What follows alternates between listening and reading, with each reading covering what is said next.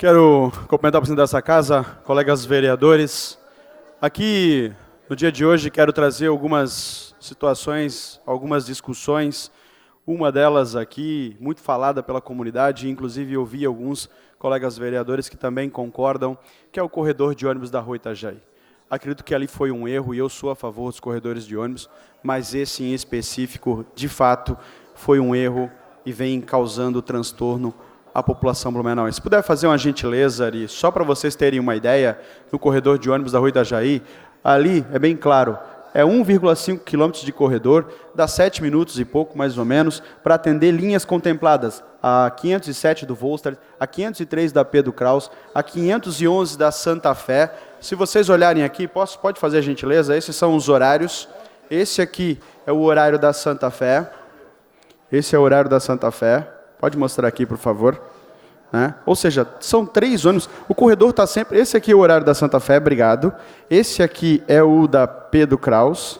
E esse aqui, sim, é o do Volstad. São 3 linhas e, com todo respeito, eu sei que é importante as linhas de ônibus, eu sei que é importante os corredores, mas eu gostaria que fizesse uma reflexão e que, de fato, o governo admitir o erro não é feio. Volte atrás se for necessário, mas se faça um estudo ali, eu duvido. Eu fiz ontem... vereador Ian Mantel, eu saí daqui da Casa Legislativa às 17h15. A fila já estava, eu fui na contramão, fui em direção ao centro empresarial, a fila já estava lá no Museu Fritz Miller, para lá da Praça São Bento.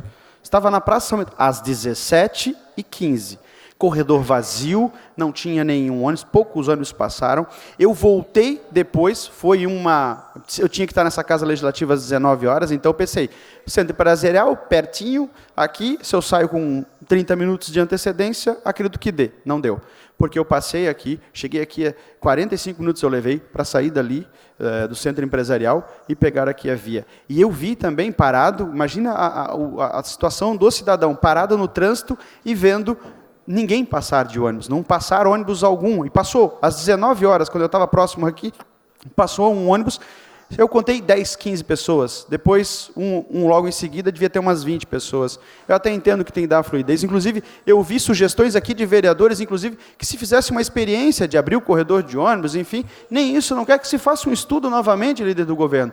Assumir o erro não é feio. Faz um estudo de novo, prova, de fato, a eficiência. Eu acredito que não. Traz muito transtorno para o nosso cidadão e deixam filas enormes aí. Concedo uma parte, vereador, ao doutor Carmo e, em sequência, ao vereador Ito. Vamos ouvir, então, com autorização do orador, doutor Carmo, e também já com autorização o vereador Ito, que também se encontra posicionado para uma parte. Parabéns, vereador Gilson, pela sua colocação. Esse tema é muito importante. Ontem mesmo, tentando entrar na cidade, não conseguia, né? E é complicado, porque acarreta transtorno para quem quer entrar na cidade. Lá em São Paulo, existem horários que o corredor é liberado, né? Poderia fazer essa experiência aqui em Blumenau. Tem alguns horários que o corredor pudesse ser usado pelos carros normalmente, né? Obrigado. Obrigado, vereador. Incluo sua fala no meu pronunciamento. Se dá parte, presidente. Com o maior prazer.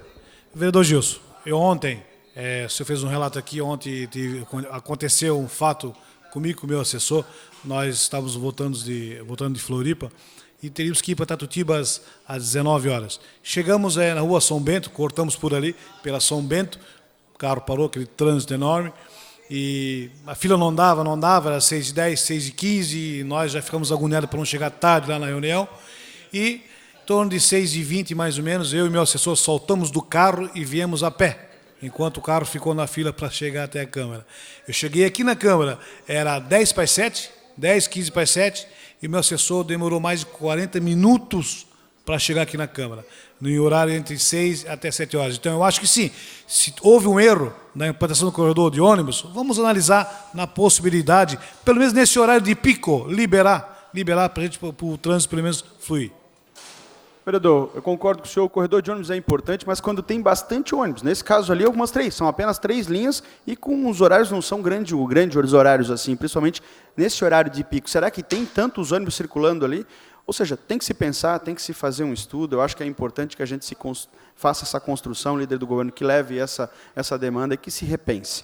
Quero aqui também, mudando de assunto, eu estive no sábado, está aqui, a visita na Rua Araranguá, conversando lá com o Maninho, o presidente está aqui, ou seja, fui conferir, ele veio aqui a esta Casa Legislativa, fez de forma, e quero te parabenizar, de forma educada, cobrou sim o executivo, cobrou os vereadores, mas usou de forma muito tranquila, sem ofender ninguém, cobrando aquilo que lhe é justo. E eu fui pessoalmente, se puder fazer gentileza, se tiver as fotos, eu gostaria que mostrasse. Estive ali com o Maninho, vendo vários problemas, conversando com com as pessoas nas ruas, vendo de fato ali a realidade, e eu concordo e peço para que outros vereadores façam o mesmo. Acho que a gente tem que dar as mãos aqui e se unir para cobrar, sim, do Executivo, para que façam as demandas. Eu vi bastante abandonado, e vi aqui, líder do governo, algumas situações ali um pouco abandonado. Acho que poderia ser dado um pouquinho de atenção por parte da manutenção, poderia ser feito algumas obras ali. Eu acho que nós temos que começar a trabalhar aqui, a comunidade precisa, e parabéns, Otacílio, parabéns, Maninho, você e todas as pessoas que estão envolvidas na comunidade, independente se vai ou não vai apoiar fulano, ciclano aqui, nós temos que apoiar a população, nós temos que apoiar o bairro e a comunidade, e é isso que nós estamos fazendo. Concedo a parte ao vereador Adriano Pereira, presidente. Vamos ouvir com autorização do orador, em a parte, vereador Adriano Pereira. Vereador Gilson, quero cumprimentá-lo pelo pronunciamento, estive com Vossa Excelência lá também na reunião de prestação de contas lá da Associação de Moradores, cumprimentar o Maninho aqui, plenário desta casa e a sua diretoria, que vem buscando fazer um bom trabalho em prol daquela comunidade, e reforçar aquilo que a gente já falou aqui em outros momentos. A gente tem buscado estar bastante presente naquela comunidade também, não de hoje já, mas desde que a gente entrou aqui nesta casa, né, algumas conquistas ali existiram, algumas melhorias ali foram feitas, emendas parlamentares, com pavimentações de ruas, muitas coisas positivas, mas há muito ainda para se fazer naquela comunidade que é encostadinha do centro, mas, ao mesmo tempo, como eu digo, bastante abandonada também em vários quesitos. Problemas na área da educação, algumas situações na área da saúde, principalmente na infraestrutura, drenagens, tubulações, melhorias que se fazem necessárias naquela comunidade. A Associação de Moradores e toda a comunidade da Rua Araranguá conta com Vossa Excelência, pode contar conosco também e, com certeza, todos os demais aqui para ajudar nas reivindicações da querida comunidade da Rua Araranguá. Obrigado. Presidente, pelos apartes, o senhor me concede 2 minutos para finalizar? Mais 2 minutos para concluir o seu pronunciamento. Obrigado, presidente. Líder do governo, eu gostaria de falar com o senhor aqui agora, com a base, de uma certa forma, com a base do governo. Eu, antes de vir falar para essa tribuna, eu tomo muito cuidado de tomar, de conversar, de entender. Nós tivemos aqui um assunto, eu tenho uma opinião que eu até cuido para falar com relação aos ambulantes. Eu sou um pouco criterioso, até porque, na meu ver, espaço público, ele é público, não pode ter um dono ali. Mas, se a prefeitura abre espaço para que se possa trabalhar, e eles querem trabalhar de forma oficializada, pagar o alvará, eles querem pagar suas... que a gente consiga olhar com carinho. Agora, o que não dá, por exemplo, chegou nas minhas mãos aqui, a taxa de recolhimento. Nós temos 2 taxas aqui dos ambulantes. Se foi acordado ou não, eu não estava, não participei, e esta casa acho que não participou desse debate também. Dado aqui, olha só que absurdo, uma taxa de recolhimento, alvará para ambulante na Oktoberfest, R$ 717,90, vereador Ito. R$ 717,90. Está aqui, alvará recolhido pela cidadã, pelo ambulante que trabalha na Rua 15. 717. Ok. Beleza, para trabalhar na Oktober, foi acordado, eu acho que é importante, foi feito um sorteio, me explicaram tudo, as senhoras foram muito atenciosos, eu quero agradecer a todos. Depois aqui, magia de Natal, mais R$ 717,90, senhores, para magia de Natal. Mais 700, aqui, desculpa, mas é gozação, né? Você cobra 717,90 para Oktober, para magia de Natal, haja vender pipoca, haja vender churros para conseguir cobrir uma taxa dessa aqui. E aí, na Osterdoffen, na Páscoa, vão cobrar de novo?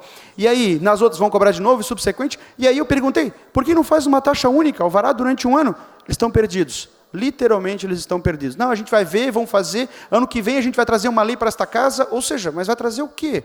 O que vai ser discutido? O cidadão que está aqui, ele sabe que ele tem que pagar o alvará e ele não se furta em pagar o alvará. Agora, cobra na Oktober, cobra na magia de Natal, e agora vai cobrar na subsequente nas outras? Disseram que não, disseram que a partir do ano que vem vão cobrar de novo?